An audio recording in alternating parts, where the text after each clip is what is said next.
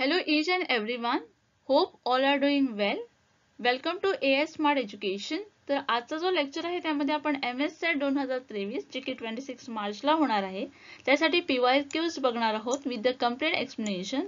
आणि आजचा जो लेक्चर आहे त्यामध्ये आपण पीपल डेव्हलपमेंट अँड एन्व्हायरमेंट म्हणजेच लोक विकास आणि पर्यावरण हा जो युनिट आहे त्यावर PYQs बघणार आहोत जे की 2013 मध्ये झाले आहेत.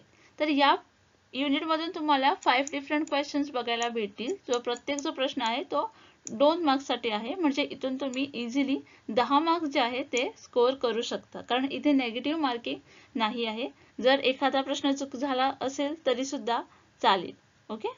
तर जर समजा तुम्ही चॅनलवर न्यू असाल आणि सबस्क्राइब केलेलं नसाल तर प्लीज सबस्क्राइब करून घ्या जेणेकरून माझा येणारा व्हिडिओ तुम्हाला लगेच भेटून जाईल. चला तर मग आजच्या लेक्चरला सुरुवात करूया. Which one of the following regions of India is known as biodiversity hotspot? Question जो आहे तो फेब्रुवारी 2013 मध्ये विचारण्यात आला होता, ज्यामध्ये तुम्हाला काही ऑप्शन्स दिले होते आणि विचारण्यात आलं होतं की यापैकी कुठला जो इंडियाचा रिजन आहे ज्याला की आपण बायोडायव्हर्सिटी हॉटस्पॉट असं बोलतो. त्यासाठी पहिला जो ऑप्शन आहे तो आहे ईस्टर्न घाट, सेकंड आहे थार डेझर्ट, थर्ड आहे डिकॅन प्लॅट्यू अँड लास्ट आहे वेस्टर्न घाट. आता याचं एक्सप्लेनेशन बघूया. तर हे बघा, biodiversity hotspot are the region of mega diversity. हे जे आहे, ही जी लाईन आहे ती तुम्हाला लक्षात ठेवायची आहे. जे सेंटेन्स आहे ते तुम्हाला लक्षात किंवा नोट करून ठेवायचं आहे. So this area are a rich in biodiversity. They reserve and endangered species. In India, 4 hotspots are present, namely Himalaya, Western Ghat, Indo-Burman region and Sundaland, which consist of a Nicobar group of island. हे जे sentence आहे ते तुम्हाला इथे लक्षात ठेवायचं आहे. कुठची जी इंडियाचे 4 हॉटस्पॉट आहेत ते तुम्हाला माहिती असणं खूप गरजेचं आहे. कारण हा जो प्रश्न आहे त्यामध्ये तुम्हाला वेस्टर्न घाट हा ऑप्शन आहे. पण जर समजा वेस्टर्न घाट ऐवजी आणखी कुठलाही ऑप्शन्स आला तर तुम्हाला तो आन्सर करता आला पाहिजे. Okay. So on the other hand, the Aravalli Hills are present in the southwest direction starting from the North Indian region of Delhi, while Eastern Ghat are present in the eastern coast of India and the Indo-Gangetic Plains, also known as Indus-Ganga Plains or the Indian River Plain, are the fertile plain expanding in the northern central part of India. Okay. तर इथे जे correct answer येईल ते काय येईल तर option number D, that is western Ghat. Okay. The air pollutant known as secondary in nature is. तर प्रश्न जो आहे तो एअर पोल्युटंट वर आहे. ओके. आणि जो प्रश्न आहे तो 2013 मध्ये विचारण्यात आला होता, ज्यासाठी पहिला जो ऑप्शन आहे तो आहे सल्फर डायऑक्साईड, सेकंड आहे अमोनिया, थर्ड आहे peroxy acetyl nitrate and last आहे मिथेन. तर हे बघा, a pollutant is a physical agent that adversely affect the environment and it is a presence excess the desirable level. आपल्याला माहितच आहे की पोल्युटंट म्हणजे काय. ओके. जे की आपल्याला एन्व्हायरमेंटला अफेक्ट करतात negatively. Okay. So pollutant may emerge in a different form such as a solid waste, heat, radioactive waste or a gaseous pollutant like a carbon monoxide, sulfur dioxide, nitrogen oxide and so forth. So the pollution caused by this agent take a different form, for example air or the water pollution. So the pollutant are classified in a different way and according to the origin pollutant are two types, that is a primary pollutant and a secondary pollutant. Okay. Primary pollutant म्हणजे काय तर they are directly emitted from the sources in the atmosphere in the harmful form, जे की directly affect करतात आपल्या एन्व्हायरमेंटला. Okay. सराउंडिंगला. आणि secondary pollutant म्हणजे काय तर हे बघा, these are divert from the primary pollutant due to the chemical or a photochemical reaction in the atmosphere. They become the hazardous after the reaction in the air. आता secondary pollution म्हणजे काय तर हे जे आहे ते डायरेक्टली अफेक्ट नाही करत. ज्यावेळी एखादा कुठलाही केमिकल जो आहे तो ज्यावेळी आपल्या जो फ्रेश एअर आहे त्यामध्ये ज्यावेळी मिक्स होईल आणि त्यानंतर जे रिएक्शन येईल आणि त्याच्यापासून जो पोल्युटंट क्रिएट होईल त्याला आपण सेकंडरी पोल्युटंट म्हणतो. ओके, तर यामध्ये आपण असं बघितलं होतं की जो थर्ड ऑप्शन होता peroxyacetylnitrate nitrate, that is PAN, is the secondary pollutant since they form in the atmosphere after the emission of the primary pollutant. हा जो आहे तो काय आहे तर सेकंडरी पोल्युटंट आहे, जो की डायरेक्टली क्रिएट नाही होत. त्यासाठी जो प्रायमरी पोल्युटंट आहे त्याचं काहीतरी रिएक्शन होतं. ओके, आणि त्यानंतरच हा जो आहे तो फॉर्म होतो. सो त्यामुळे जे करेक्ट आन्सर येईल इथे ते येईल option number C. In hilly areas, the landslides occur due to. Question जो आहे तो 2013 मध्ये विचारण्यात आला होता, ज्यामध्ये तुम्हाला विचारण्यात आलं होतं की लँडस्लाइड जे आहे ते कशामुळे अकर होतात हिली एरियामध्ये. तर यासाठी पहिला जो ऑप्शन आहे तो आहे डिफॉरेस्ट्रेशन, सेकंड आहे अफॉरेस्ट्रेशन, थर्ड आहे विंड्स अँड लास्ट आहे ग्रेझिंग. तर लँडस्लाइड म्हणजे काय तर it is a movement of rock, अर्थ और अ debris down to the slope section of the land. तर लँडस्लाइड म्हणजे मूवमेंट होणं. ओके, दगडांची मूवमेंट होणं, अर्थची मूवमेंट होणं. Landslide are caused by the rain, earthquake, volcanoes and other factors that make the slope unstable. ज्यामुळे जो स्लोप जो आहे तो अनस्टेबल होतं. The human activity such as agriculture and construction can increase the risk of the landslide. The irrigation, deforestation, excavation and water linkage are some of the common activity that can help the destabilize or weaken a slope. Okay, ही जी काय आहे ती human activity आहे जी की आपण करतो. Okay, steep terrain, the vulnerable soil, heavy rainfall and earthquake actively make a large part of a Asian highly sustainable of a landslide. Okay, बाकीची जी इन्फॉर्मेशन आहे ती तुम्ही इथून रीड करू शकता कारण आपल्याला आन्सर्स ऑलरेडी भेटला आहे. करेक्ट, तर इथे जे करेक्ट आन्सर येईल ते येईल option number A, that is deforestation. In the hilly area landslide occur due to the deforestation. Fly ash is a produce in the factory during. जी फ्लाय ॲश जी आहे ती फॅक्टरीमध्ये प्रोड्यूस होते ड्युरिंग. हा जो क्वेश्चन आहे तो 2013 मध्ये विचारण्यात आला होता, ज्यासाठी पहिला जो ऑप्शन आहे तो आहे मॅन्युफॅक्चरिंग केमिकल फर्टिलायझर, सेकंड आहे रिफायनिंग ऑफ बायोक्साइड, थर्ड आहे स्मेल्टिंग स्टील अँड लास्ट आहे प्रोडक्शन ऑफ थर्मल पॉवर. तर हे बघा, जी फ्लाय ॲश आहे त्याला आपण पुल्व्हरिझेट फ्ल्यू ॲश असं पण बोलतो and it is a coal composition product composed of a fine particle that are driven out of a boiler with the fluid gases in the thermal power plant.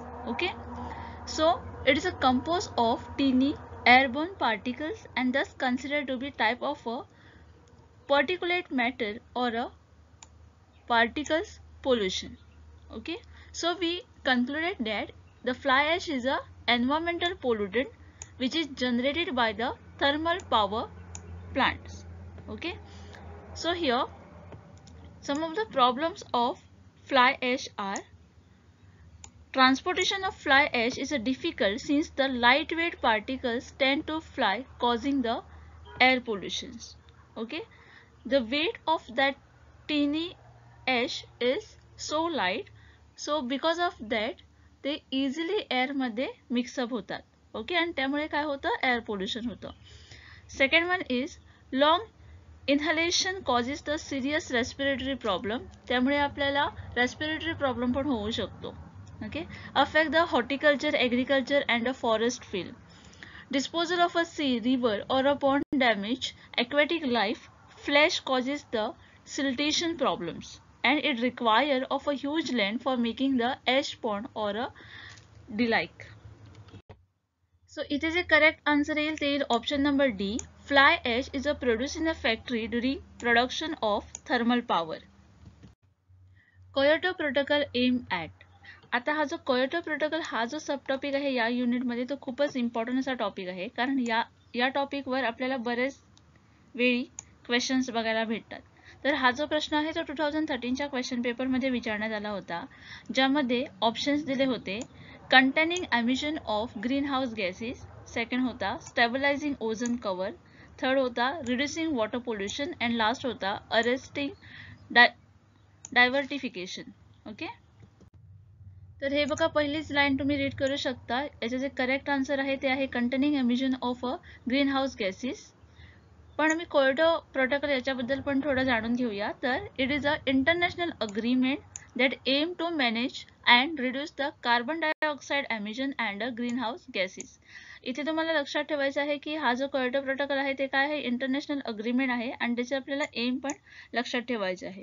Okay, Kyoto Protocol is an agreement under the United Nations Framework Convention on the Climate Change adopted in December 1997.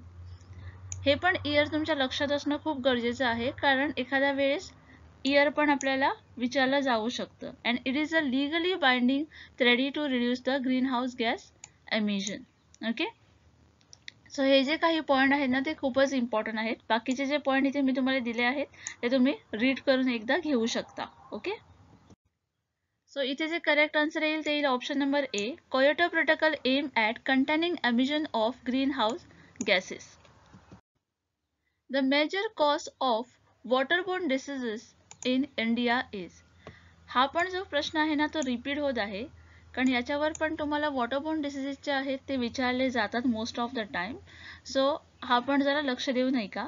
तर प्रश्न जो आहे तो 2013 मध्ये विचारण्यात आला होता, ज्यासाठी पहिला जो ऑप्शन आहे तो आहे हार्डनेस ऑफ वॉटर, सेकंड आहे स्कॅर्सिटी ऑफ वॉटर, थर्ड आहे pollution of water and last आहे सॅलिन वॉटर. तर हे बघा, waterborne diseases are ones caused by a pathogenic microbes spread by contaminate water that is a pollutant water. तर आपल्याला लक्षात ठेवायचं आहे ते वॉटरबोर्न डिसीजेस जे आहे ते कशामुळे होतात, तर पॉल्युटंट वॉटरमुळे. Okay, transmission of this pathogens occurs while using the infected water for a drinking, food preparation or washing clothes among others. Okay, ज्यावेळी आपण पोल्युटेड जे पाणी आहे ते प्यायला किंवा एखादा कुठलाही पदार्थ करण्यासाठी वापरतो किंवा कपडे धुण्यासाठी वापरतो किंवा कुठच्याही कामासाठी आपण ज्यावेळी हे पोल्युटंट वॉटर यूज करतो त्यावेळी आपल्याला हे डिसीजेस जे आहेत वॉटरबोर्न डिसीजेस ते होण्याची शक्यता असते. The majority of waterborne diseases world wide mainly affected children due to the poor hygiene and a weak immunity. आता मोस्ट ऑफ द जे वॉटरबोर्न डिसीजेस आहेत ते कोणाला होतात, तर लहान मुलांना होतात, कारण त्यांची जी हायजीन असते ती पुअर असते आणि वीक इम्युनिटी असते. Okay, and most of this diseases are life threatening. Hence the major cause of waterborne diseases in India is the pollution of the water. तर ही स्लाइड मी इथे का घातली आहे, तर मोस्ट ऑफ द टाइम असं पण होतं एक्झामला की काही तुम्हाला ऑप्शन्स दिले जातात ज्यामध्ये तुम्हाला वॉटरबोर्न डिसीजेसची नावं दिली जातात आणि तुम्हाला ओळखायला सांगतात यामधली ती कुठली आहे वॉटरबोर्न डिसीजेस. ओके, त्यामुळे ही जी स्लाइड आहे ती मी तुम्हाला प्रोव्हाइड करत आहे जेणेकरून तुम्हाला माहिती पडेल की कॉमन जे वॉटर रिलेटेड डिसीज आहेत ते कुठले आहेत जे इंडियामध्ये होतात. ओके, त्यासाठी ही स्लाइड जी आहे ती तुम्ही रीड करून एकदा घेऊ शकता. इथे जे करेक्ट आन्सर येईल ते येईल option number C, that is pollution of water. तर माझा जो लास्ट लेक्चर होता त्यामध्ये आपण 2013 फेब्रुवारीमध्ये जे काही पीपल डेव्हलपमेंट अँड एन्व्हायरमेंट या युनिटमधून जे PYQs आले होते ते डिस्कस केले होते विथ द कम्प्लीट एक्सप्लेनेशन. त्यामध्ये हा पण प्रश्न होता ज्यामध्ये जे ऑप्शन्स होतं ते सिलेक्ट करताना मी एक मिस्टेक केली होती. ओके, एक्सप्लेनेशन मी तुम्हाला करेक्ट प्रोव्हाइड केलं होतं, पण जो सिलेक्शन वेळेस मी चुकून जो ऑप्शन होता तो चुकीचा सिलेक्ट केला होता. ओके, तर प्रश्न असा होता की the following are the alternate sources of the energy. त्यासाठी पहिला जो ऑप्शन आहे तो आहे solar, then is nuclear, then is wind and last आहे सी वेव्स. ओके, त्यासाठी हे जे आहे ते तुम्हाला कोड प्रोव्हाइड केले आहेत, त्यामधून तुम्हाला जो करेक्ट कोड आहे तो इथे सिलेक्ट करायचा होता. ओके, तर हे बघा, alternative source of energy. The source of energy other than the fossil fuel is called the alternative source of the energy. Okay, so it include all the renewable and the nuclear energy sources. The major advantage or to make it different from the other sources of energy is that it will never run out, as the fossil fuel are available on the earth in a limited quantity too. जे fossil fuel सोडून जे बाकीचे जे आहेत त्याला आपण alternative source of energy म्हणतो, ज्यामध्ये आपल्याला रिन्युएबल आणि न्यूक्लिअर एनर्जी जे सोर्स आहेत ते सारे काही इन्क्लूड आहे. आणि याची जर ॲडव्हान्टेज आपण बघायला गेलो तर फॉसिल फ्युएल्स आहे तो लिमिटेड अवेलेबल आहे. ओके, लिमिटेड क्वांटिटी जी आहे ती अवेलेबल आहे. पण अदर जे सोर्सेस आहेत ते काय आहे तर अनलिमिटेड आहेत. ओके, ज्यामध्ये आपल्याला सोलर एनर्जी बघायला भेटते. Most commonly known a source of a alternative energy. The solar energy is obtain from the sun. आता सोलर एनर्जी आपल्याला कुठून भेटते हे तर कॉमन सेन्स आहे, जे की आपल्याला सर्वांनाच माहीत आहे. करेक्ट, एवढं तर आपण शिकलोच आहोत याआधी. तर सोलर एनर्जी आपल्याला सन पासून भेटते. Solar energy is a non conventional source and a renewable source of the energy. As they are prone to be a deterioration over a time and aren't completely water safe, are a most drawback to the solar energy. त्यानंतर आहे wind energy. Okay, तर the cleanest and the most accessible source of the energy is the wind energy. It is also the entirely renewable. It best known as a less likely or could say never will run out of the wind. Okay, जे की natural आहे. Then आहे sea waves energy. The waves energy is the transport and the capture of the energy by the ocean surface waves. The capture energy is then used for a different kind of a useful work, including the electricity generation, water desalination, and the pumping of water. And the nuclear energy is produced by using the elements like uranium and the thorium, which could not be altered and have a limited amount of existence. इथे काय आहे तर limited आहे. आणि आपण जे पहिल्यांदा बघितले होते ते काय होते, अनलिमिटेड होते. Right? So nuclear energy is not a bad as a fossil free energy, but still it is not a considered an alternative energy source. Okay? तर हे बघा, सिलेक्शनच्या वेळी मी न्यूक्लिअर पण सिलेक्ट केला होता, पण याच्यात न्यूक्लिअर तर ऍड नाही होत. राईट, त्यामुळे solar, wind and sea waves हे जे आहे ते करेक्ट आन्सर आहे. So first, third and fourth. जर फर्स्ट, थर्ड अँड फोर्थ आपण बघितलं तर ते ऑप्शन नंबर सी मध्ये अवेलेबल आहे. So correct answer is option number C. I hope all this things are clear to you. जर समजा अजून पण काही डाऊट असेल तर तुम्ही तो कमेंट सेक्शन मध्ये लिहून पाठवू शकता, जेणेकरून मी तुमचा जो डाऊट आहे तो क्लिअर करून देईन. Okay, till then keep watching, keep learning.